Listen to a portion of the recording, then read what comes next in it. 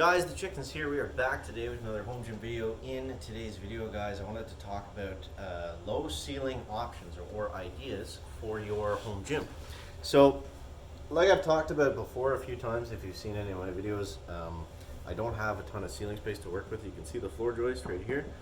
It's just over 6 foot. It's like 72 or 73 inches. Maybe 74 inches actually now that I look at it, but not a lot of ceiling space. That's about 6 feet. So yeah, there's definitely some obstacles, but it's not, I don't think it's too restrictive or such a bad thing that you'd have to reconsider doing a home gym. I don't think with the camera right here. I don't think it's that that awful of a thing to deal with. And there's some great options to work around it. So first off, we'll start with the squat rack. So what you're going to be looking at with a short ceiling space is you're not going to really find any full power racks that are going to fit in your space. So there's basically one option. You can look at squat stands.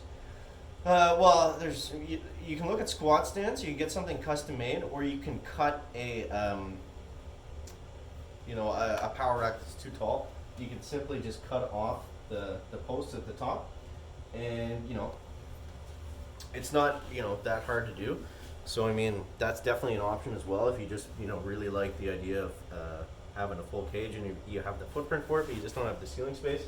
That's an easy way, is to just zip off the top posts and just have it fit from there. So there is that option. You can get something custom made. I looked into this. It was a little bit more expensive. The problem is right now, home gym equipment is so hard to get and everything's out of stock and all this that they're not really doing. I haven't really noticed any companies doing custom orders because they can't keep up with the regular orders, let alone doing the custom ones. So I believe Rogue Fitness does do custom rack sizes and stuff. If you ask for it, you have to pay more for it, but that's an option that it's not really available right now, but in general it's something you could eventually look at.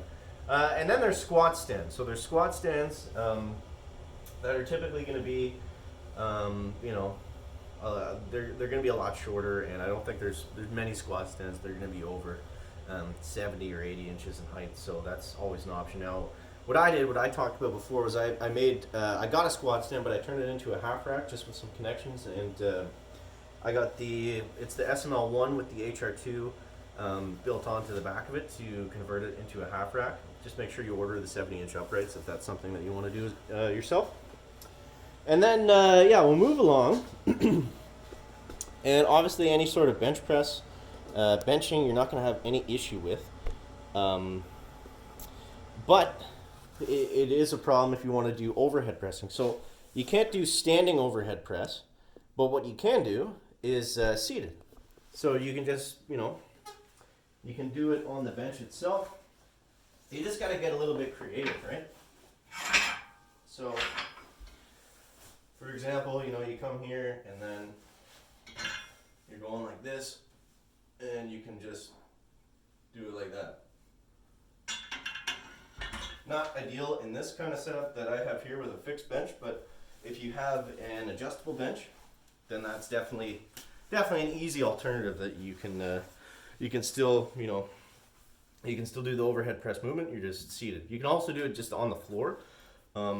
It's a little bit harder, so it's not going to be the same amount of weight, but that's as close as you're going to get to that movement. So that's really the biggest thing. That's you're not going to be able to do standing overhead press. You're not going to be able to do pull-ups are tricky, but you can get around them. It's like you can still do some of these movements, but they're just a little bit harder. So for pull-ups, what I can do sometimes, now I don't typically do them on this rack because I have the mirrors right here, but I mean what I can do is find a space between the floor joists, and then you just pick your knees up and you just do them like that. Again, it's a little bit harder, not necessarily ideal, but that's kind of your main workaround if you really want to do pull-ups. Now I love doing pull-ups, but it's one of the things that I haven't really perfected yet. I'm sure I'll find a way to really get them into place. But yeah, for right now, that's kind of out of the picture. So next up, in terms of cardio, you don't really have any restrictions in terms of cardio. The biggest is being that you're not going to be able to run on a treadmill if you have a really short ceiling space, which might surprise some people. But the treadmills, they have like about a foot off the ground or so that they come up, and obviously you're standing on it and running, so that's going to take up a significant amount of ceiling space that you're not going to have to work with. So you have two options. You can do the bike works fine. I don't think there's any spin bikes you would get on that would drive your head into the ceiling, unless you're like 6'3", 6'4", 6'5". Then you might run into some issues. But yeah, you're going to be pretty safe with any spin bike or air bike, and then of course a rower if you have the floor space. So if you have the footprint for it, rower, you're obviously sitting down, so that's going to be pretty easy to work in. Now, accessory pieces. The biggest issue that I have ran into, that I'm still struggling with, I'll just move this back here, is cable machine. So cable machine, even when I don't have the setup here now, but doing like a lat pull down, which is a very common movement that everyone wants to be able to do, that's where it gets tricky because you don't have the height obviously to work with that. Now, what I've done instead is, I'll put a band on the rack, and you can still work your lats doing like pull downs or pullovers, bent over rows. So there's ways around it. You don't, necessarily have to do like a lat pull down. Or I'm looking at getting like a cable stack tower kind of thing.